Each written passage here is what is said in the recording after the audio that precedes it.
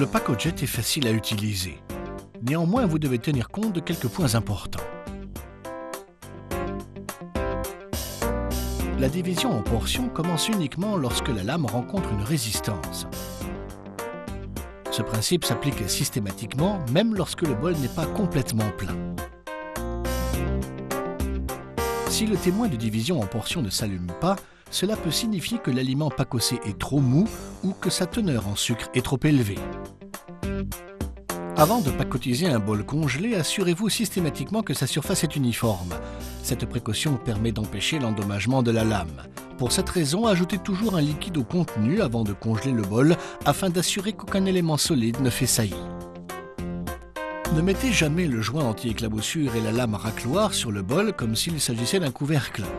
Fixez cet ensemble à la pièce aimantée de la tige qui se trouve sous l'appareil. Vous devez veiller à ce qu'elle se verrouille bien en position, ce qui est confirmé par un clic audible. La lame racloir élément risque d'être endommagée si cette opération n'est pas réalisée correctement. Notez que vous avez la possibilité d'arrêter un cycle en cours à tout moment en appuyant sur la touche Stop. Appuyez sur la touche Start pour redémarrer la machine qui reprend sa position de début de cycle. Évitez de trop remplir les bols. Lorsque le bol est rempli au maximum, il doit rester un espace d'environ 4 cm jusqu'au bord pour autoriser l'expansion du contenu. Ceci est particulièrement important pour les mélanges à forte teneur en crème ou en sucre, puisqu'il s'agit de ceux dont le volume augmente le plus. La surface choisie pour entreposer les bols au congélateur doit être plane. Ne placez pas les bols au congélateur en position inclinée. Avant de mettre un bol au congélateur, vous devez lisser la surface et éliminer tous les cratères ou les bosses. N'oubliez pas d'effectuer cette opération, particulièrement avant la recongélation d'un bol partiellement utilisé pour éviter de tordre ou de casser la lame.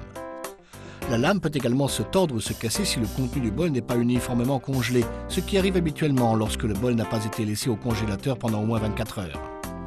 Lorsque les bols sont congelés à une température trop basse, leur contenu prend une texture poudreuse et non onctueuse.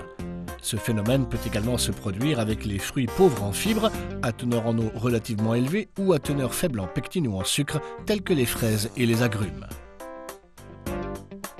Pour remédier à ce problème, il suffit de verser une petite quantité de sirop simple ou de crème à votre préparation et de la passer au Pacojet une seconde fois.